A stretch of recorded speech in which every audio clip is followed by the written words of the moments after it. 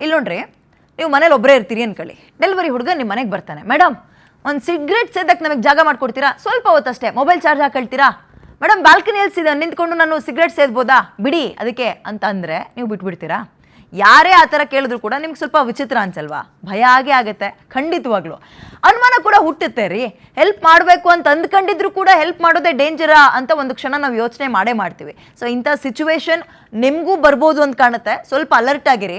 ನೋಡಿ, ಯಾಕೆ ಈ ವಿಚಾರ ಪ್ರಸ್ತಾಪ ಮಾಡ್ತಾ ಇದ್ದೀನಿ ಅಂದರೆ, ಬೆಂಗಳೂರಿನಲ್ಲಿ ನಿನ್ನೆ ಒಂದು ಅಪಾರ್ಟ್ಮೆಂಟ್ನಲ್ಲಿ ಫ್ಲ್ಯಾಟ್ನಲ್ಲಿ ಯುವತಿ ಒಂದು ಪಾರ್ಸಲನ್ನು ಬುಕ್ ಮಾಡ್ಕೊಂಡಿರ್ತಾರೆ.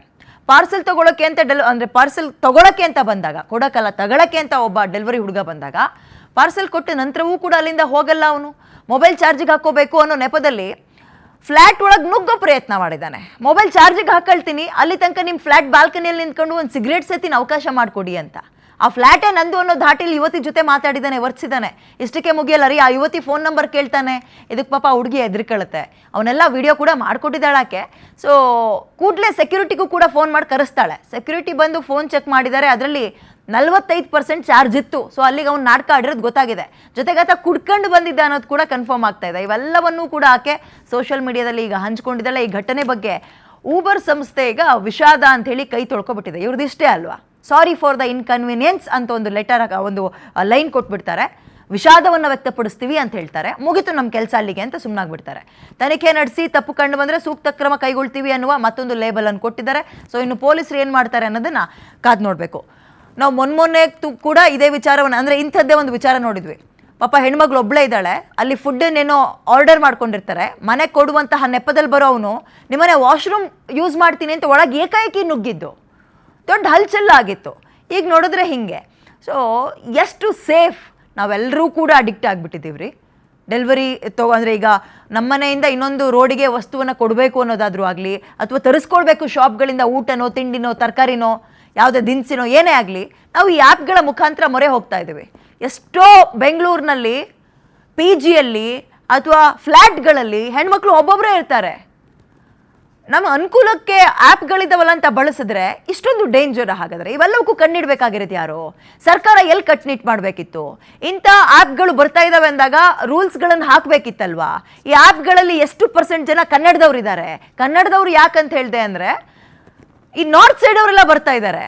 ಅವರ ಹಿನ್ನೆಲೆ ಏನೂ ಗೊತ್ತಿಲ್ಲ, ಪೂರ್ವಪರ ಏನು ಗೊತ್ತಿಲ್ಲ, ಕ್ರಿಮಿನಲ್ ಕೇಸ್ಗಳಿರ್ತವೆ ಅವ್ರ ಮೇಲೆ ಗೊತ್ತಿಲ್ಲ, ಮೆಂಟಲ್ ಸ್ಟೆಬಿಲಿಟಿ ಇದೆಯಾ ಗೊತ್ತಿಲ್ಲ, ಅಂದರೆ ಮಾನಸಿಕ ಅಸ್ವಸ್ಥನ ಏನೋ ಗೊತ್ತಿರಲ್ಲ. ಸುಮ್ಮನೆ ಚಿಕ್ಕ ಪುಟ್ಟದಕ್ಕೆ ಕಮಿಷನ್ ಆಸೆಗೋಸ್ಕರ ಯಾರ್ಯಾರು ಬರ್ತಾರೆ ಎಲ್ಲರನ್ನೂ ಸೇರಿಸ್ಕೊಳ್ಳೋದು, ಹಿಂಗೆ ಮನೆ ಬಾಗ್ಲಿಗೆ ಬಿಡೋದು. ಅಂದರೆ ಹೊಸ ಆ್ಯಪ್ ಈ ಆಫರ್ಗಳನ್ನು ಕೊಡ್ತಾರೆ ಏನೇಳಿ, ಡೋರ್ ಸ್ಟೆಪ್ ಡೆಲಿವರಿ ಅಂತ, 5 ನಿಮಿಷದಲ್ಲಿ ಬರ್ತಾರೆ ಅಂತ. ಎಲ್ಲೋ ಒಂದು ಕಡೆ ತುಂಬ ಅನುಕೂಲ ಆಗುತ್ತೆ ಅಂತ ನಾವು ಅಂದ್ಕೊಳ್ತಾ ಇರುವ ಸಿಚುವೇಶನ್ಗಳು ಹಿಂಗಾಗ್ಬಿಟ್ರೆ, ಉಲ್ಟಾ ಹೊಡೆದ್ಬಿಟ್ರೆ ಕತೆ ಹೆಂಗೆ? ಹೊಣೆ ಯಾರು ಇದಕ್ಕೆ? ಆ್ಯಪ್ಗಳ ಸರ್ಕಾರವ, ಅಥವಾ ಇವ್ರು ಆ್ಯಪ್ಗಳನ್ನು ತಂದಿದ್ದಾರೆ ಅಂತ ನಂಬ್ಕೊಂಡು ಫೋನ್ಗಳಿಗೆ ಹಾಕೊಂಡು ನಾವು ಅದನ್ನು ಬಳಸ್ತಾ ಇದ್ದೀವಲ್ಲ ನಾವ? ಸೊ ಇಂಥ ವಿಚಿತ್ರ ಘಟನೆಗಳು ಬೆಂಗಳೂರಿನಲ್ಲಿ ಈ ಡೆಲಿವರಿ ಮಾಡ್ತೀವಿ ಅಥವಾ ವಸ್ತುವನ್ನು ತಗೊಂಡು ಹೋಗಿ ಬೇರೆಯವ್ರಿಗೆ ಕೊಡ್ತೀವಿ ಅಂತ ಮಾಡುವ ಆ್ಯಪ್ಗಳಲ್ಲಿ ಕಂಡು ಬರ್ತಾ ಇದೆ. ಬನ್ನಿ ಇದ್ರ ಬಗ್ಗೆ ಮಾತಾಡಲಿಕ್ಕೆ ಡೆಲಿವರಿ ಮಾಡ್ತಾ ಇದ್ದ ನೇತ್ರ ಅಂತ ನಮ್ಮ ಜೊತೆ ಝೂಮ್ ಲೈವ್ಗೆ ಕನೆಕ್ಟ್ ಆಗಿದ್ದಾರೆ, ಮಾತಾಡ್ಸೋಣ. ಆ್ಯಂಡ್ ಆಟೋ ಡ್ರೈವರ್ ಕೂಡ ಅವರು. ಹೌದು ಮೇಡಮ್, ನಮಸ್ತೆ. ನನ್ನ ಧ್ವನಿ ಕೇಳಿಸ್ತಾ ಇದೆಯಾ ನೇತ್ರ ಅವರೇ? ಕೇಳಿಸ್ತಾ ಇದೆ ಮ್ಯಾಮ್. ಭಾರಿ ಖುಷಿ ಆಯ್ತು ನಿಮ್ ಜೊತೆ ಮಾತಾಡ್ತಾ ಇರೋದು ಇವತ್ತು ನಾನು. Thank you ma'am. ಓಕೆ ನೇತ್ರ ಅವರೇ, ಈ ಇನ್ಸಿಡೆಂಟ್ ನಿಮ್ ಗಮನಕ್ಕೂ ಬಂದಿರುತ್ತೆ ಅನ್ಕೊಳ್ತೀನಿ. ಮೊನ್ನೆ ಕೂಡ ಹಂಗೆ ಅನಗತ್ಯವಾಗಿ ಮನೆ ಒಳಗೆ ನುಗ್ಗಿದ್ದು ವಾಶ್ರೂಮ್ ಯೂಸ್ ಮಾಡ್ತೀನಿ ಅಂತ ಒಬ್ಬ ಹೇಳ್ತಾನೆ, ಇಲ್ಲಿ ಸಿಗರೇಟ್ ಸೇರ್ತೀನಿ ಜಾಗ ಬಿಡಿ ಅಂತ ಮನೆ ಒಳಗೆ ತಳ್ಕೊಂಡು ಹೋಗೋದು. ಇಂಥ ಇನ್ಸಿಡೆಂಟ್ಗಳು ಡೆಲಿವರಿ ಮಾಡುವಂತಹ ವ್ಯಕ್ತಿಗಳನ್ನ ನಾವು ನಂಬದ್ ಹೆಂಗೆ ಅಂತ ಭಯ ಹುಡ್ಸತ್ತೆ ಪಬ್ಲಿಕ್ ಆಗಿ. ನಾನು ಕೇಳೋದಾದ್ರೆ ನೀವೇನ್ ಹೇಳ್ತೀರಿ ಫಸ್ಟ್? ಮ್ಯಾಮ್ ನಾವೇನ್ ಹೇಳ್ತೀವಿ ಅಂತಂದ್ರೆ, ಫಸ್ಟ್ ಇವ್ರದ್ದು ಜಾಯ್ನಿಂಗ್ ಅಂತ ಇರುತ್ತಲ್ವಾ, ಜಾಯ್ನಿಂಗ್ ಟೈಮ್ ಅಲ್ಲಿ ಯಾವಾಗ್ಲೂ ವೆರಿಫಿಕೇಶನ್ ಮಾಡ್ಬಿಟ್ಟು ಜಾಯ್ನಿಂಗ್ ಮಾಡ್ಕೊಬೇಕು ಅನ್ನೋದು ನನ್ನ ಒಂದು ಅಭಿಪ್ರಾಯ ಮ್ಯಾಮ್. ಎಲ್ಲೆಲ್ಲಿಂದಾನೋ ಬಂದಿರ್ತಾರೆ, ಯಾವ್ಯಾವ ಜಾಗದಿಂದಾನೋ ಬಂದಿರ್ತಾರೆ ಡೆಲಿವರಿ ಬಾಯ್ಸ್ ಇಲ್ಲಿ ವರ್ಕ್ ಮಾಡೋದಕ್ಕೆ. ಬಟ್ ಅವ್ರು ಎಲ್ಲಿ ಯಾವ ಸ್ಟೇಟ್ ಇಂದ ಬಂದಿರ್ತಾರೆ ಏನು ಯಾರಿಗೂ ಗೊತ್ತಿರಲ್ಲ. ಬಟ್ ಅವ್ರ ಹಿನ್ನೆಲೆ ಏನಿದೆ ಅಂತಾನು ಯಾರಿಗೂ ಗೊತ್ತಿರಲ್ಲ. ಸಡನ್ ಆಗಿ ಜಾಯಿನ್ ಮಾಡ್ಕೊಳ್ತಾರೆ, ಜಾಬ್ ಕೊಡ್ತಾರೆ. ಬಟ್ ಇವಾಗ ಸಿಂಗಲ್ ಆಗಿ ಯಾರೋ ಒಂದು ರೂಮ್ ಅಲ್ಲಿ ವರ್ಕ್ ಮಾಡೋ ಬೇರೆ ಕಡೆಯಿಂದ ಬಂದು ವರ್ಕ್ ಮಾಡ್ತಿರಬಹುದು, ಇಲ್ಲೇ ಎಲ್ಲಿಂದ ಬಂದು ವರ್ಕ್ ಮಾಡ್ತಿರೋಂತ ಜನಗಳು PG ರೂಮ್ ಈ ತರ ಎಲ್ಲ ಮಾಡಿಟ್ಕೊಂಡಿರ್ತಾರೆ. ಅಂತ ಟೈಮಲ್ಲಿ ಏನಾಗುತ್ತೆ ಅಂತಂದ್ರೆ, ಈ ಫುಡ್ ಡೆಲಿವರಿ ಹಾಸ್ಟೆಲ್ ಅಲ್ಲಿ ಫೆಸಿಲಿಟೀಸ್ ಸರಿಯಾಗಿರಲ್ಲ, ಊಟದ ಫೆಸಿಲಿಟಿ ಎಲ್ಲ ಸರಿ ಇರಲ್ಲ. ಅಂತ ಟೈಮಲ್ಲಿ ಊಟ ಎಲ್ಲ ಆರ್ಡರ್ ಮಾಡ್ಕೊಳ್ತಾರೆ. ಆರ್ಡರ್ ಮಾಡ್ಕೊಂಡಾಗ ಬೇರೆ ಇದ್ರಿಂದ ಬರೋ ವ್ಯಕ್ತಿಗಳು ಹೇಗಿರ್ತಾರೆ ಅನ್ನೋದು ನಮ್ಗೆ ಗೊತ್ತಿರಲ್ಲ ಅಲ್ವಾ ನಮ್. ಕರೆಕ್ಟು. ಮೊನ್ನೆ ಇದೇ ವಿಚಾರವಾಗಿ ನೇತ್ರವರೇ ನಾವು ಒಂದು ಡಿಬೇಟ್ ಮಾಡಿದ್ವಿ. ಡೋರ್ ಸ್ಟೆಪ್ ಡೆಲಿವರಿ ಅನ್ನೋದು ಡೋರ್ ಸ್ಟೆಪ್ ಕ್ರೈಮ್ ಆಗಿ ಬದಲಾಗ್ತಾ ಇದೆಯಾ ಅಂತ ಪ್ರಶ್ನೆ ಕೇಳಿದ್ದೆ ನಾನು ಅವಾಗ. ಬಟ್ ಇನ್ಸಿಡೆಂಟ್ ಗಳು ಮರುಕಳಿಸ್ತಲೇ ಇದಾವೆ. ಈ ಆಪ್ಗಳು ತೀರಾ ಅವ್ರನ್ನ ಕೆಲಸದಿಂದ ತೆಗ್ದಾಕಿದೀವಿ, ಇಂಥ ಘಟನೆಗೆ ನಾವು ವಿಷಾದವನ್ನ ವ್ಯಕ್ತಪಡಿಸ್ತೀವಿ ಅಂತ ಒಂದು ಟೈಟಲ್ ಅನ್ನ ಕೊಟ್ಟು ಕೈ ತೊಳ್ಕೊಬಿಟ್ರೆ ಸೇಫ್ಟಿ ನೋಡ್ಬೇಕಲ್ವಾ? ನೀವು ಹೇಳ್ತಾ ಇದ್ರಿ ವೆರಿಫಿಕೇಶನ್ ಮಾಡ್ಬೇಕು ಅಂತ, ಯಾಕೆ ಅದು ಯಾವುದು ಕೂಡ ಆಗಲ್ವಾ? ಯಾರು ಬಂದ್ರು ತಗೊಳ್ತಾರಾ ಈ ಕೆಲಸಗಳಿಗೆ? ಮ್ಯಾಮ್ ಇಲ್ಲಿ ಹೇಗಿದೆ ಅಂತಂದ್ರೆ ಇವಾಗ ನಾನು ಡೆಲಿವರಿಗಲ್ಲಾಗಿ ವರ್ಕ್ ಮಾಡಿದ್ದೀನಿ ಸ್ವಿಗ್ಗಿ ಝೊಮ್ಯಾಟೋದಲ್ಲಿ. ಹೇಗಿದೆ ಅಂತ ಹೇಳಿದ್ರೆ ಅಲ್ಲಿ ಇವಾಗ ನಾವು ಜಾಯ್ನಿಂಗ್ ಅಂತ ಹೋಗ್ತೀವಿ. ಜಾಯ್ನಿಂಗ್ ಬಂದಾಗ ನಮ್ಮ ಹತ್ರ ಡಾಕ್ಯುಮೆಂಟ್ ಮಾತ್ರ ಕೇಳ್ತಾ ಬಿಟ್ರೆ ಯಾವುದೇ ಪೊಲೀಸ್ ವೆರಿಫಿಕೇಶನ್ ಆಗ್ಲಿ ಯಾವ್ದನ್ನು ಅವರು ಕೇಳಲ್ಲ.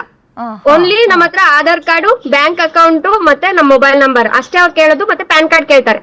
ಅಷ್ಟ್ ಬಿಟ್ರೆ ಬೇರೆ ಏನೂ ಕೇಳಲ್ಲ. ಅದ್ರಲ್ಲಿ ಜಾಯಿನ್ ಮಾಡ್ಕೊಳ್ತಾರೆ, ಕಳಿಸ್ತಾರೆ, ನೆಕ್ಸ್ಟ್ ಡೇ ಇಂದ ಡ್ಯೂಟಿ ಸ್ಟಾರ್ಟ್ ಮಾಡಿ ಅಂತ ಹೇಳ್ತಾರೆ. ಈ ಟೈಮಲ್ಲಿ ನಿಮಗೆ ಡ್ಯೂಟಿ ಇರುತ್ತೆ, ಅವಾಗಿಂದ ಸ್ಟಾರ್ಟ್ ಮಾಡಿ ನಿಮ್ ಶೆಡ್ಯೂಲ್ ನ ಫಿಕ್ಸ್ ಮಾಡ್ಕೊಳ್ಳಿ ಅಂತ ಅವ್ರು ಹೇಳ್ತಾರೆ ಅಷ್ಟೇ. ಫರ್ದರ್ ಮತ್ತೆ ನಮಗೆ ಏನಾದ್ರು ಪ್ರಾಬ್ಲಮ್ ಆಗಿದೆ ಅಂತ ನಾವು ಕೇಳಿದ್ರು ಕೂಡ ಅದಕ್ಕೆ ಅವರು ರೆಸ್ಪಾನ್ಸ್ ಮಾಡಲ್ಲ ಮ್ಯಾಮ್. ಅಲ್ಲ, ಇದು ಬೇಕಾಗಿರೋದು ನೇತ್ರ ಅವ್ರೆ. ಡೆಲಿವರಿ ಮಾಡೋರಿಂದ ಮಾತ್ರ ಸಮಸ್ಯೆ ಆಗ್ತಾ ಇದೆ ಅಲ್ಲ, ಡೆಲಿವರಿ ಕೊಡೋರ್ಗೂ ಕೂಡ ಕೆಲವೊಂದು ಸಮಸ್ಯೆಗಳಿರುತ್ತೆ. ಅವರು ಕೆಳಗೆ ಬಂದಿರ್ತಾರೆ, 3rd ಫ್ಲೋರಿಗೆ ಬನ್ನಿ, 4th ಫ್ಲೋರಿಗೆ ಬನ್ನಿ, ಲಿಫ್ಟ್ ವರ್ಕ್ ಆಗ್ತಾರಲ್ಲ, ಹತ್ಕೊಂಡು ಓಡೋಗ್ಬೇಕು, ಆಮೇಲೆ ಟೈಮಿಗೆ ಸರಿಯಾಗಿ ಬರಲ್ಲ ಅಂತ ಫೋನ್ ಮಾಡಿ ಕಿರಿಕಿರಿ ಮಾಡ್ತಾ ಇರ್ತಾರೆ, ಅಡ್ರೆಸ್ ಸರಿಯಾಗಿ ಹಾಕಿರಲ್ಲ, ಮಳೆ ಬಂದ್ರೂ ಕೂಡ ನೀವು ಆ ಟೈಮಿಗೆ ಹೋಗಿ ತಲುಪಿಸ್ಬೇಕು, ನಿಮ್ದು ಕೆಲವೊಂದು ಸಮಸ್ಯೆಗಳಿರುತ್ತೆ. ಸೊ ಈ ರೀತಿಯ ಕೆಲವೊಂದು ಫ್ರಸ್ಟ್ರೇಷನ್ ಈ ರೀತಿಯ ಸ್ಯಾಡಿಸಮ್ಗೂ ಕಾರಣ ಆಗ್ಬೋದು ಅಂತ ಅಂತೀರಾ ನೀವು? ಹಾ ಆಗ್ಬೋದು ಮ್ಯಾಮ್. ಯಾಕಂದ್ರೆ ನಾವು ಡೆಲಿವರಿ ಟೈಮಿಂಗ್ಸ್ ಇಷ್ಟು ಟೈಮಿಂಗ್ಸ್ ಅಂತ ಇರುತ್ತೆ. ಆ ಟೈಮಿಂಗ್ ಒಳಗಡೆ ನಾವು ಅವ್ರಿಗೆ ಪಾರ್ಸಲ್ ನ ರೀಚ್ ಮಾಡ್ಬೇಕಾಗುತ್ತೆ. ಅಂತ ಟೈಮಲ್ಲಿ ಕೂಡ ಕೆಲವೊಂದು ಅಪಾರ್ಟ್ಮೆಂಟ್ ಗಳಲ್ಲಿ ಬುಕಿಂಗ್ ಮಾಡಿರ್ತಾರೆ, ಕೆಲವೊಂದು 18th floor, 19th floor, 20th floor ವರೆಗೂ ಇರುತ್ತೆ. ಅಂತ ಟೈಮಲ್ಲಿ ಕೂಡ ಡೆಲಿವರಿ ಬಾಯ್ಸ್ ಆಗಿರ್ಲಿ, ಗರ್ಲ್ಸ್ ಆಗಿರ್ಬೋದು, ಸ್ಟೆಪ್ಸ್ ನ ಯೂಸ್ ಮಾಡ್ಬೇಕಾಗುತ್ತೆ ಮ್ಯಾಮ್. ಸ್ಟೆಪ್ಸ್ ನ ಯೂಸ್ ಮಾಡ್ಬಿಟ್ಟು ಕೊಡೋ ಟೈಮ್ ಅಷ್ಟೊತ್ತಿಗೆ ಟೈಮಿಂಗ್ಸ್ ಆಗೋಗ್ಬಿಟ್ಟಿರುತ್ತೆ. ಆ ಟೈಮಲ್ಲೂ ಕಸ್ಟಮರು ಡೆಲಿವರಿ ಬಾಯ್ಸ್ ಮತ್ತೆ ಗರ್ಲ್ಸ್ ಮೇಲೆ ರೇಗೋದು ಇದೆ, ಎಲ್ಲದು ಇದೆ, ಆ ತರನು ಇದೆ. ಬಟ್ ನಾವು ಫೇಸ್ ಮಾಡ್ತಿರೋದನ್ನ ಕಸ್ಟಮರ್ಸ್ ಫೇಸ್ ಮಾಡ್ತಿದ್ದಾರೆ ಮ್ಯಾಮ್ ಇವಾಗ. ನಿಜವಾಗಿ ಒಂದೊಂದು ಭಯ ಆಗ್ತಾ ಇದೆ ನೇತ್ರ ಅವ್ರೆ. ಹೆಂಗ್ ನಂಬದ್ ಇವ್ರುಗಳನ್ನ? ಮನೆಯಲ್ಲಿ ಪಾಪ PG ಮಾಡ್ಕೊಂಡು ಅಥವಾ ಒಂದೊಂದು BHK ಅಥವಾ 1 RK ಒಂದು ರೂಮು ಕಿಚನ್ ಇಟ್ಕೊಂಡು ಹೆಣ್ಮಕ್ಳು PGಗೋ ಓದಕ್ಕೋ ಏನಕ್ಕೋ ಬಂದಿರ್ತಾರೆ ಕೆಲ್ಸಕ್ಕೋ ಅಂತ. ಫೋನ್ ಇದೆ, ಅನುಕೂಲ ಆಗುತ್ತೆ, ಮನೆ ಬಾಗ್ಲಿಗೆ ತಂದು ಕೊಡ್ತಾರಲ್ಲ ಅಂತ ನಂಬಿದ್ರೆ ಅದ್ರಲ್ಲಿ ಇಂಥ ಕೆಲ ಲಫಂಗತನದ ವರ್ತನೆಯನ್ನ ಹುಡುಗರು ತೋರಿಸ್ಬಿಟ್ರೆ ಪಾಪ ಇಡೀ ಡೆಲಿವರಿ ಮಾಡೋರೆಲ್ಲರೂ ಕೂಡ ನಾವು ಅದೇ ದೃಷ್ಟಿಯಿಂದ ನೋಡೋ ಪರಿಸ್ಥಿತಿನ ತಂದಿಡ್ತಾ ಇದ್ದಾರೆ ಅನ್ಸಲ್ವಾ ನಿಮ್ಗೆ? ಹೌದು ಮ್ಯಾಮ್, ಎಲ್ಲರೂ ಅದೇ ತರ ಇರಲ್ಲ. ಈ ಬಾಯ್ಸ್ ಅಲ್ಲಿ ಯಾರೋ ಕೆಲವೊಬ್ರು ಮಾಡೋದ್ರಿಂದ ಎಲ್ಲಾ ಡೆಲಿವರಿ ಬಾಯ್ಸ್ಗೂ ಈ ತರ ಪ್ರಾಬ್ಲಮ್ ಬರುತ್ತೆ. ತುಂಬಾ ಕಷ್ಟದಿಂದ ಬಂದ್ಬಿಟ್ಟು ಇಲ್ಲಿ ಜೀವನ ಮಾಡೋರು ಸುಮಾರು ಜನ ಇದ್ದಾರೆ ಮ್ಯಾಮ್. ಬೇರೆ ಬೇರೆ ಹಳ್ಳಿಗಳಿಂದ ಬಂದ್ಬಿಟ್ಟು ಜೀವನ ಮಾಡೋರು ತುಂಬಾ ಜನ ಇದ್ದಾರೆ. ಅದನ್ನೇ ನಂಬ್ಕೊಂಡು ಎಷ್ಟೋ ಸಂಸಾರಗಳು ಕೂಡ ರಿಲೀಸ್ ಆಗ್ತಾ ಇದೆ, ಜೀವನ ನಡೆಸ್ತಾ ಇದೆ. ಇವರು ಯಾರೋ ಕಿಡಿಗೇಡಿಗಳು ಈ ತರ ಮಾಡೋದ್ರಿಂದ ಎಲ್ಲರಿಗೂ ಕೆಟ್ಟ ಹೆಸರು ಬರುತ್ತೆ ಮ್ಯಾಮ್. ಅದರಿಂದ ಒಂದ್ ಸ್ವಲ್ಪ ಯಾರು ಈ ಆಪ್ನೆ ನಡೆಸ್ತಿದಾರೋ ಅವ್ರುಗಳು ಏನ್ ಮಾಡ್ಬೇಕು ಅಂದ್ರೆ ಒಂಚೂರು ಪೊಲೀಸ್ ವೆರಿಫಿಕೇಶನ್ ಆಗಿ ಅವ್ರ ಹಿನ್ನೆಲೆಗಳನ್ನ ತಿಳ್ಕೊಂಡು ಅವ್ರಿಗೆ ಕೆಲಸ ಕೊಡ್ಬೇಕು ಅನ್ನೋದು ನನ್ನ ಅಭಿಪ್ರಾಯ ಮ್ಯಾಮ್.